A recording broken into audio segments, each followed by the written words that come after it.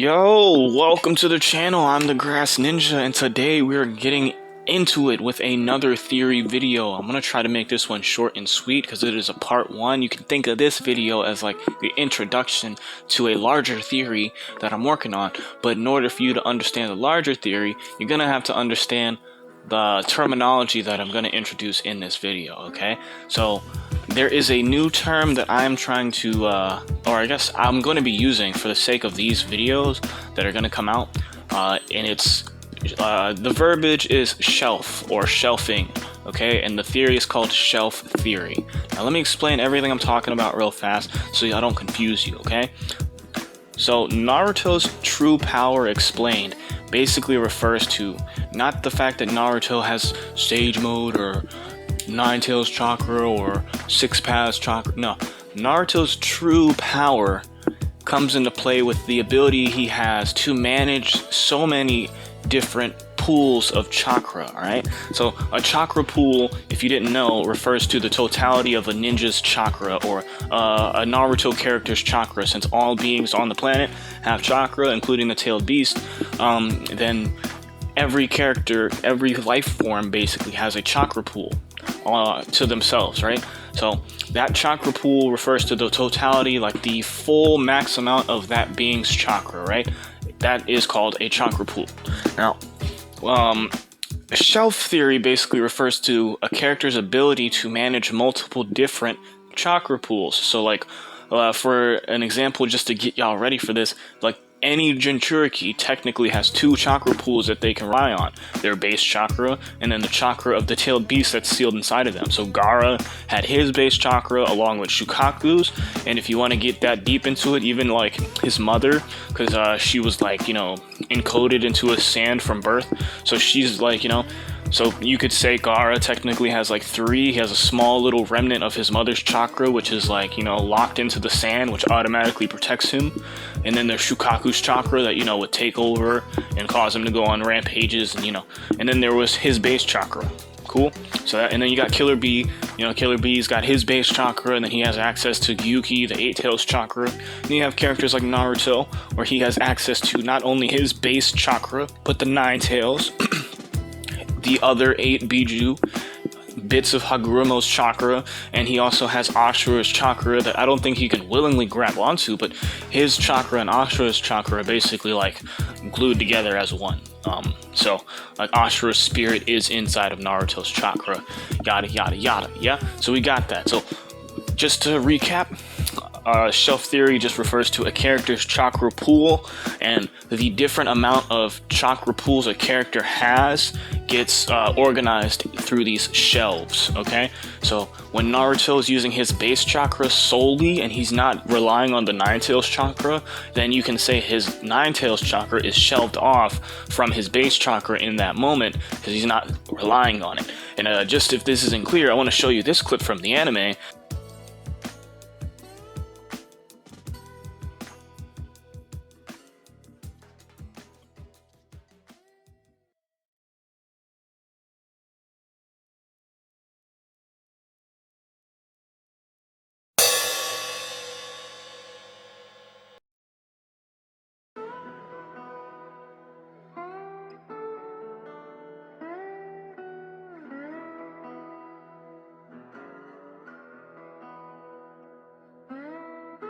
So we see there where he says, like, he's not using the form all the time. Like, he has the Nine Tails chakra that he just tamed and stole, stored separately from his base chakra. So now he can willingly choose when he wants to pull from the Nine Tails chakra or from his chakra.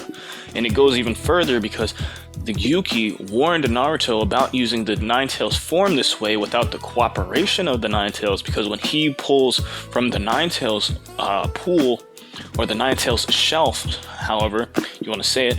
So like when Naruto pulls chakra from the Nine Tails shelf that he's created, he's also storing his base chakra somewhere else separately, and the Nine Tails has access to that, and the Nine Tails would devour his chakra, which was a risk because if you run out of chakra, you die, right?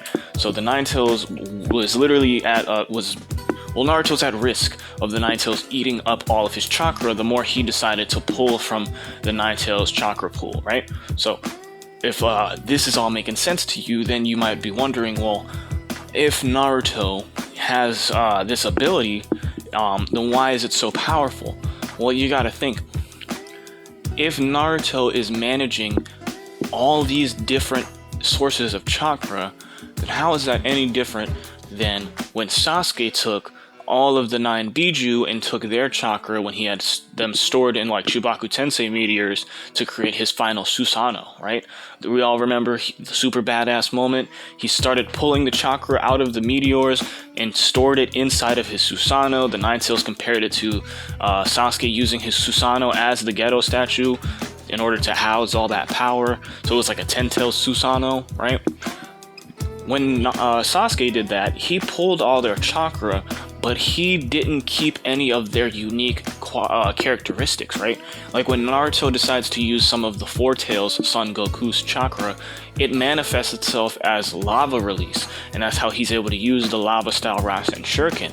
But when Sasuke pulls chakra from all the other Biju, he actually molds that chakra back into his chakra signature, so it becomes his chakra. It's just a more quantity now, because he's taking all of the Biju chakra that he can in that moment and molding it into his chakra and then adding it to his own, as opposed to where Naruto takes the Nine Tails chakra and then utilizes it as his own instead of molding it to be his own, right? If that makes any sense, because I can't say that clear enough. But basically, Naruto's true ability is to be able to manage those outside sources of chakra and use them to his advantage without changing or losing any of its unique characteristics. That's why he has things like boil release that he's got from the Five Tails, or magnet release, which he gets from the One Tails, or like I said earlier, lava release that he gets from the Four Tails, and so on and so on. So like, it's possible now that Naruto's ability to just manage these different sources of chakra can actually come into play when we get into further transformations in the future, like Baryon mode, and like the way that actually functions on a fundamental level.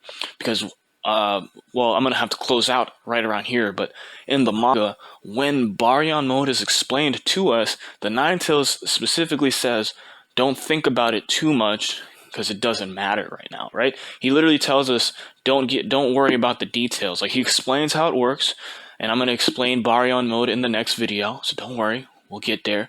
But he also brushes it off and says the explanation isn't important right now, okay? So we're going to explain Baryon mode in the way the Nine Tails described it, and then we're going to get into some theory speculations on whether or not the Nine Tails was telling the whole truth, the entire truth, and nothing but the truth. But I gotta close the video out right now because I don't want to get this going on for too long, but I basically wanted to speculate on if you guys believe this when I say like Naruto's true power comes from his ability to manage all these different sources of chakra and his ability to store or shelf them off separate from each other, alright? And I want to close out with that. Let me know what you guys think in the comment section below. Don't forget to like, comment, subscribe, share with your friends, hit the bell icon to get notifications so you don't miss when a video drops. And yeah, you know, get tuned for next Friday because the Baryon mode explain video coming out then, and we're gonna have a little Baryon mode theory, Baryon mode shelf theory video after that. So stay tuned, stay woke, and peace.